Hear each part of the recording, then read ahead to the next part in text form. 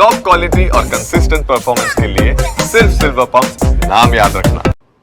ભારત પાકિસ્તાન યુદ્ધને લઈને ગુજરાતના 18 જિલ્લાઓમાં એલર્ટ છે। સુરત દરિયા કિનારે પોલીસનું મેગા સર્ચ ઓપરેશન। સુરતની તમામ પોલીસ ટીમને એલર્ટ રહેવા આદેશ અપાયા છે। પોલીસ કમિશનરે તમામ ટીમને એલર્ટ રહેવા આદેશ આપ્યો છે। તો આપને દ્રશ્યો બતાવી રહ્યા છે કે સુરતની તમામ જે પોલીસની ટીમ છે તે હાલ એલર્ટ પર છે। પોલીસ કમિશનર દ્વારા તમામને એલર્ટ રહેવાના આદેશ આપી દેવામાં આવ્યા હતા।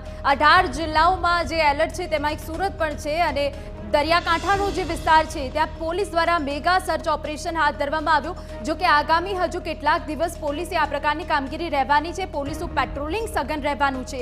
જે દરિયાકાંઠાના વિસ્તારો છે ત્યાં સૌથી વધારે જે એલર્ટ છે તે દરિયાકાંઠાના વિસ્તારોમાં એલર્ટ છે, જેને લઈને સરહદી સુરક્ષા કેવી રીતે મજબૂત કરવી તેને લઈને હાલ સીએમ તો બેઠક કરી જ રહ્યા છે, પરંતુ સુરતમાં પણ પોલીસ કમિશનર દ્વારા કેટલાક આદેશ આપી દેવામાં આવ્યા છે કે જ્યાં 24 કલાક જે સરહદી વિસ્તાર છે, દરિયાકાંઠાનો વિસ્તાર છે ત્યાં પેટ્રોલિંગ કરવામાં આવશે।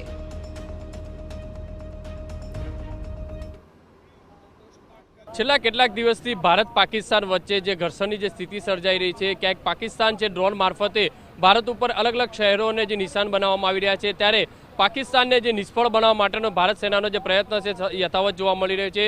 ત્યારે ગુજરાતની જે ભારત પાકિસ્તાનની જે બોર્ડર લાગી રહી છે, ત્યારે ગુજરાતના અલગ અલગ 18 જિલ્લાઓને જે એલર્ટ કરવામાં આવ્યા છે, જેની અંદર સુરત શહેર પણ એક સામેલ છે। અત્યારે સીધા દ્રશ્યો જોઈ શકાય છે કે હજીરા વિસ્તાર જે દરિયાકાંઠો ઇન્ડસ્ટ્રી જે વિસ્તાર છે તેને પણ એલર્ટ કરવામાં આવી છે અને જે નાની નાની જે કહી શકાય છે બોટો છે, જે સ્ટીમરો છે, તેમને હાલમાં દરિયાકાંઠે લાવી દેવામાં આવી છે, કારણ કે કોઈ પણ હલચલ થઈ શકે છે। ત્યારે બીજી બાજુ સ્થાનિક પોલીસ દ્વારા પણ જે દરિયાકાંઠો જે વિસ્તાર છે ત્યાં પેટ્રોલિંગ કરતા નજરે પડી રહ્યા છે। જોઈ શકાય છે કે આજે ચેકિંગ કરી રહ્યા છે, જે બોટો પડી છે, જે સ્ટીમરો છે તેમની જે પૂછપરછ કરવામાં આવી રહી છે, એ લોકો ક્યાંથી આવ્યા છે, કઈ રીતની સ્થિતિ છે, કારણ કે જે ગુજરાત ગૃહ વિભાગ તરફથી 18 જિલ્લાઓને જે એલર્ટ આપવામાં આવ્યા છે, બનાસકાંઠા હોય, જે ભાવનગર હોય, જે કહી શકાય સુરતની વાત કરીએ તો સુરતની અંદર પણ જે દરિયાકાંઠો જે વિસ્તાર છે, દરિયાકાંઠા વિસ્તારથી લોકો પણ આજે આવી શકે છે તેવી જે ઇનપુટ મળ્યા છે, તેના આધારે અત્યારે સીધા દ્રશ્યો જોઈ શકાય છે કે સુરતના હજીરા દરિયાકાંઠા વિસ્તારની અંદર પોલીસ